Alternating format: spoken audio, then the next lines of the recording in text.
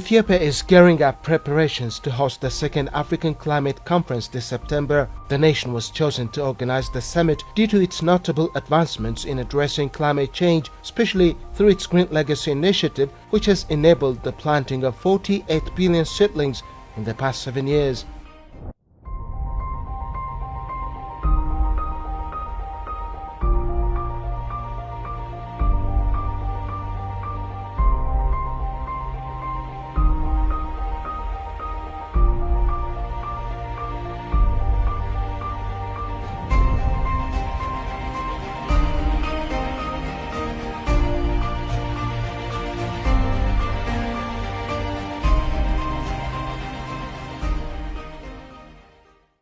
Conference is anticipated to draw global leaders, government representatives and experts among others to discuss the significant challenges posed by climate change, particularly in Africa. As an Africa, I think we need to promote that climate change is affecting the continent, even if we contributed less, but the impact is affecting Africa, the entire Africa, including our water bodies. So we need to show how climate change is affecting the resources, how climate change is affecting the life of the people, of the livestock, and so on. So it gives an opportunity for us to show for other development partners, for other, developed countries and so on, how climate change is affecting our resources. So this would help us probably in mobilizing resource, in mobilizing technical capacity, in mobilizing knowledge, and so on. So this helps in general to work with the other partners in mitigating climate change.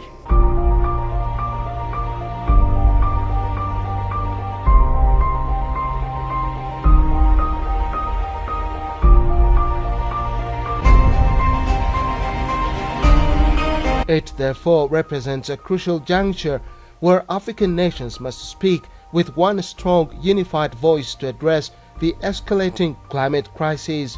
Mostly Africa suffered the way that the developed countries and how they interrupted the environment. So Africa suffered the exploitation of the environment by the great powers. So what we can do is just to negotiate with them and just tell them to compensate the cost. So that can be an initiative. And the other thing is we can do a lot of environmental mitigation and adaptation to combat against environmental impact on our resources and our livelihood. Africa, despite contributing the least to global greenhouse gas emissions, bears a disproportionately heavy burden of its devastating impacts, from crippling droughts and floods to rising sea levels that threaten coastal communities. This summit provides an indispensable platform to demand climate justice and ensure that promises made by developed nations, such as those within the framework of the Paris Agreement, are finally materialized. The pledges of climate finance intended to assist vulnerable nations in adapting to the effects of climate change and transitioning to sustainable development pathways have largely remained unfulfilled.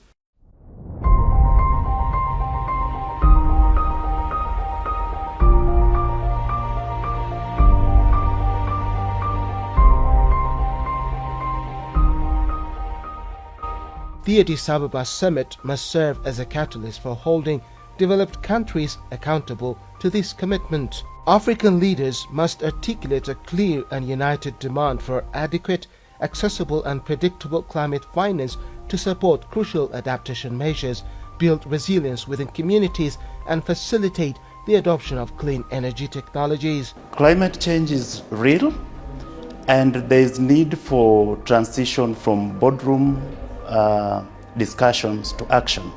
So we are upbeat, and we hope that it will be a unifying factor in the whole Africa, that we will speak in one language for actions that mitigates climate change. We call for action. We call for action so that because the climate change as African, we are not the greatest contributors. There are people who contribute elsewhere, and the impact is on us, Africa. So we expect a lot of financing to mitigate the effect of the climate change caused by anthropogenic agents from other regions. So we are upbeat. We expect the international community to put into action the financing to mitigate the climate change.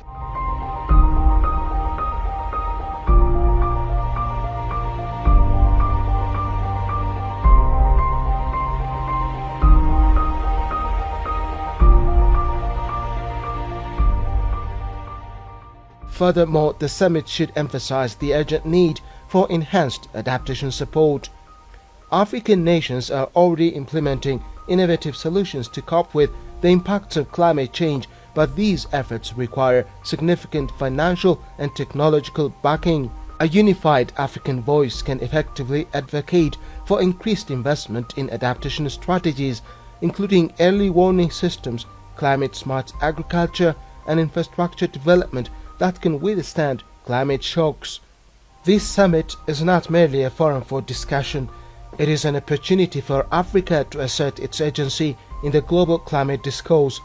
By presenting a cohesive and unwavering stance, African nations can amplify their call for climate justice, ensuring that the continent receives the support it rightfully deserves to address a crisis it did not create.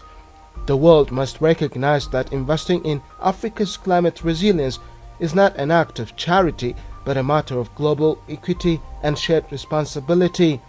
The success of the Addis Ababa summit hints on the unity and determination of African leaders to demand and secure a just and sustainable future for the continent.